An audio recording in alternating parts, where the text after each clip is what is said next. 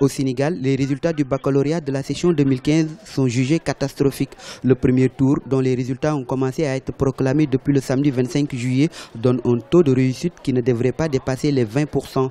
À Kaolack, au centre d'examen du lycée Valdiodio Ndiaye, sur les 1526 candidats inscrits, 236 sont admis. À Tambacounda, au lycée Mame Cheikh Mbaye, le plus grand centre de la commune 3, sur les 1435 candidats, 109 sont admis. Dans les circonscriptions de Ziguinchor, Sédhiou et dans la banlieue dakaroise, c'est la déception générale. Cela s'explique par plusieurs facteurs, parce que cette année-ci, on le sait, il y a eu plusieurs mois de grève.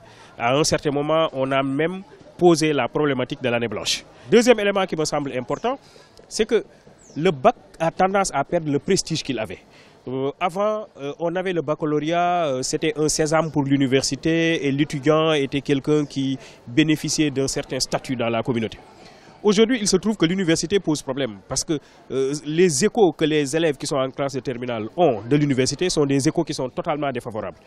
Un autre élément qui me semble important aussi qui explique cette affaire, c'est que beaucoup d'élèves aujourd'hui sont emportés par d'autres activités. Vous avez la lutte qui se développe de plus en plus chez nous. Vous avez, finalement, on parle même de LMD, hein, lutte musique-danse. Depuis le début des années 2000, le système éducatif sénégalais fait face à des crises à répétition. Une situation qui a de sérieux revers sur la qualité de l'enseignement. Cela devrait donc tout simplement nous conduire encore une fois à faire appel à nos amis donc enseignants pour dire que l'école est une donnée nationale que tout le monde doit préserver.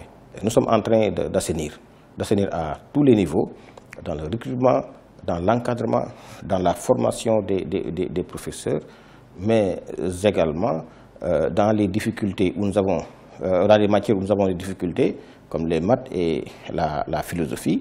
Malgré les nombreuses réformes entreprises ça et là, la situation de l'école sénégalaise ne s'est pas améliorée. Les responsabilités étant partagées en espérant que chacune des parties tirera les enseignements de ces résultats très faibles enregistrés depuis quelques années.